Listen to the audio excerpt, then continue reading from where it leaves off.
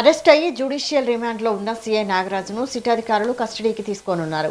సాయికృష్ణ మృతి కేసులో నాగరాజు నోరు విప్పితేనే గానీ వాస్తవాలు వెలుగులోకి వచ్చే అవకాశం ఉందని పోలీసులు భావిస్తున్నారు.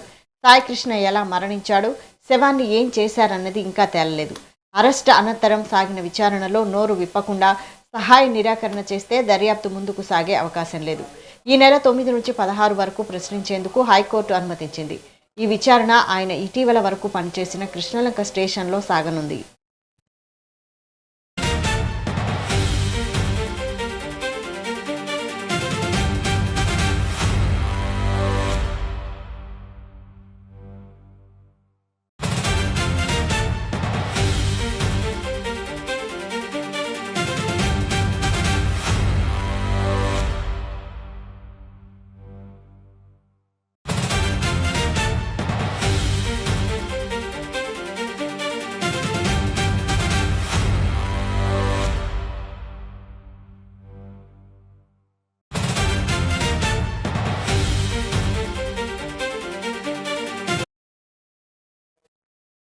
రాజమహేంద్రవరం జైల్లో నిందితుడిని విజయవాడలోని కోర్టు గత వారం ఉత్తర్వులిచ్చింది.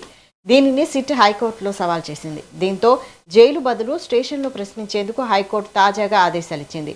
ప్రధానంగా స్టేషన్ను విచారణ కోరగా వేదికగా సిట్ ఎంచుకోవడం వెనుక కేసులో ఆధారాలను రాబట్టేందుకు అని తెలుస్తోంది.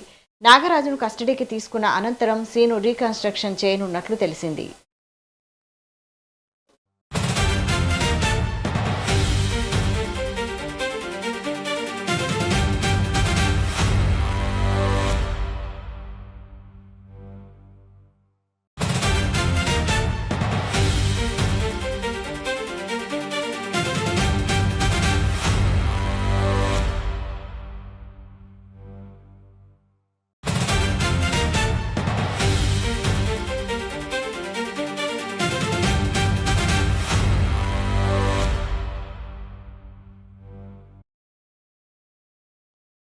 విడతల వారీగా కృష్ణలంక స్టేషన్లో సిబ్బందిని సిట్టు విచారిస్తున్నా కీలక ప్రశ్నలకు సమాధానాలు రావడం లేదు. ఫలితంగా మిస్టరీ వీడడం లేదు. సాయికృష్ణ ఎప్పుడు చనిపోయాడు అనేది ఇప్పటికీ తేలలేదు. మంగళవారం మరికొందరిని సిట్ అధికారులు పోలీసు అతిథి గృహంలో ప్రశ్నించారు. కృష్ణలంక స్టేషన్లో పనిచేస్తున్న హెడ్ కానిస్టేబుళ్లు చెన్నయ్య, సత్యనారాయణ, కానిస్టేబుల్ బాబు, సహాయ రైటర్ వీరాంజనేయుడు, రైటర్ రాజేష్ తదితరులు దర్యాప్తు బృందం ఎదుట హాజరయ్యారు.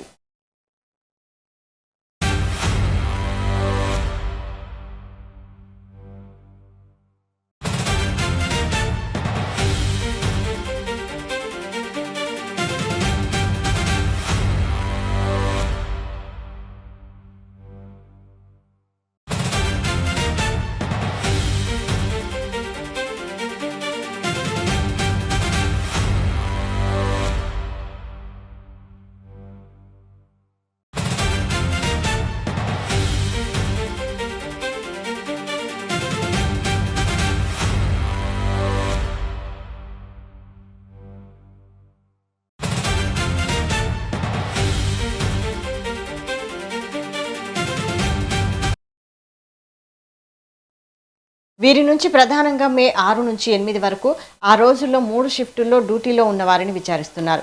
వారు విధుల్లో ఉన్న సమయంలో స్టేషన్లో ఏం జరిగిందన్నది అడిగి తెలుసుకుంటున్నారు.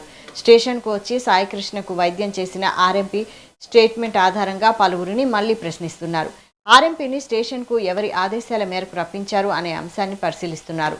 కృష్ణలంక స్టేషన్కు కేవలం 300 మీటర్ల దూరంలో క్లినిక్ నడుపుతున్న ఆర్ఎంపీ గత 5 రోజులుగా క్లినిక్ తెరవడం లేదు.